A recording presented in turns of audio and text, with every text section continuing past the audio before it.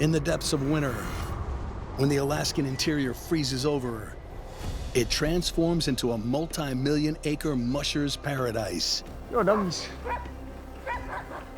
Yes, sir. But a 260-mile run through this untamed backcountry is a grueling challenge, even for an experienced sled team.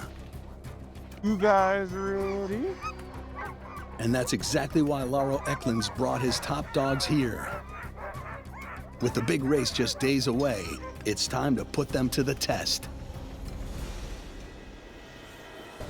I got about 12 of my Iditarod veterans and 2 dogs that are race veterans of other races. So these are kind of like my main core dogs right here. Up. These runs simulate a race.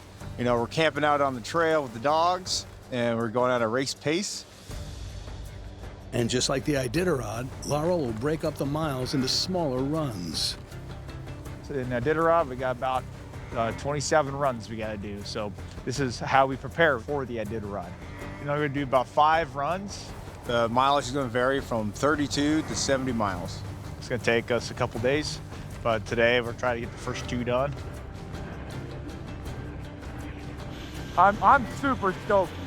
Dogs are happy to be on a new trail. It's a beautiful run. It's a great trail. It's great for driving a big team on, but with some technical trail situations. So this is going to be like mimic a lot of what we see in Iditarod. If the dogs are on pace, they should cover about 35 miles before the first rest stop. But they'll be fighting the elements all the way. The temps have dramatically dropped. That's why it's important that I got my booties and jackets on, you know, to make sure these guys are well protected. But these conditions are perfect, prime for doing a long run like this.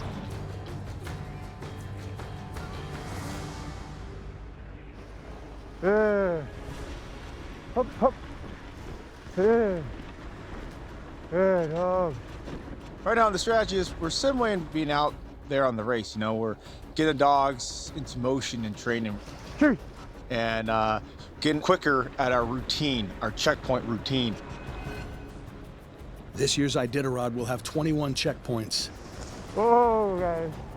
Where the dogs get a vet check, water, food, and sometimes rest.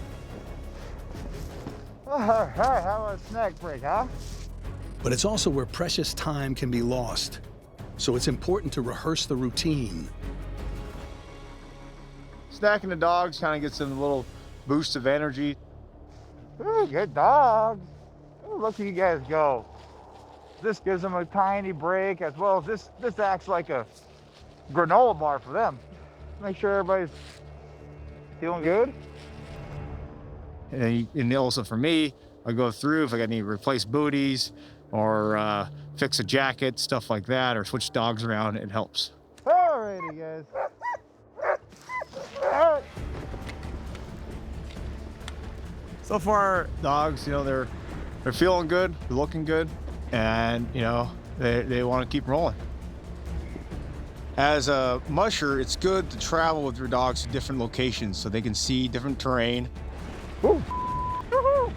Fast trail! Woo! You know, whoa, whoa! Hey guys, hop, hop, hop! Hop, hop, guys! No. Come on. One thing the dogs almost always need to work on, Come on, guys. and that could really slow them down in a race, Good boy, Bobby. Yep, good. is navigating open water. Good. Woo. Ah. The water came up super quick. All of a sudden they're putting the brakes on. Now we got some open water here. Concho and Lance are kind of, we call balking, and they're a little worried. But sled's intact, I'm intact, dogs are all good. We're gonna get these guys kind of turned. Learning how to recover from setbacks is all part of the training. Suji, come on guys. Let's see these. Ooh. Hello. Come on guys. But with 14 dogs on the line, it's easier said than done. Hey, what are you guys doing? Come on, knuckleheads.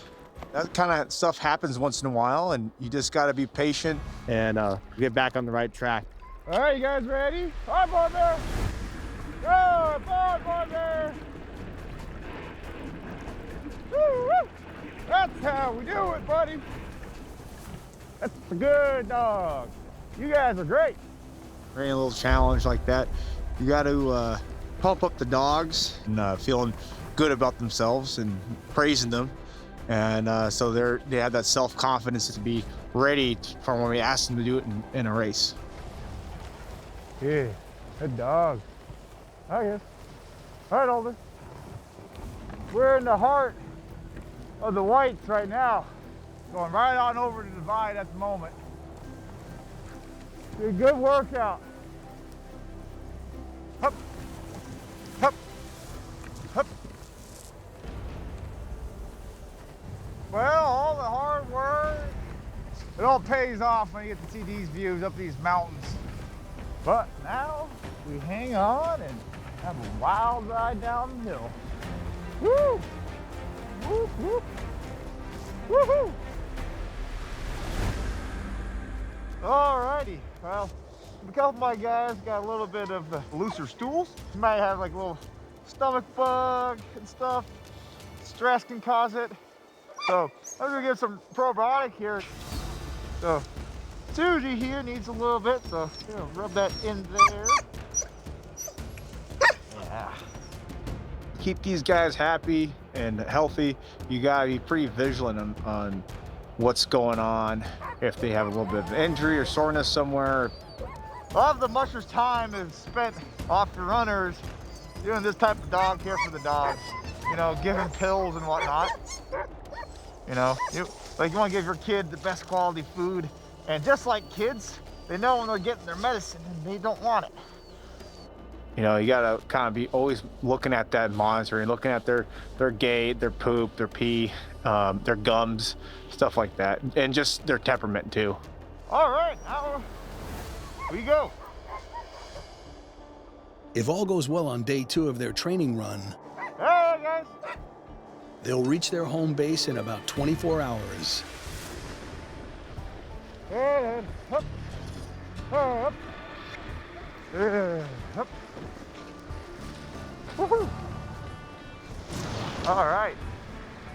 Oh man, dogs are moving, but look what's right behind me. Right there is the sun. It's been some dark months the past couple months here in Alaska. So seeing that sun makes me feel a heck of a lot warmer. Dogs are rolling, I'm happy, dogs are happy. This is why I do what I do. This is awesome.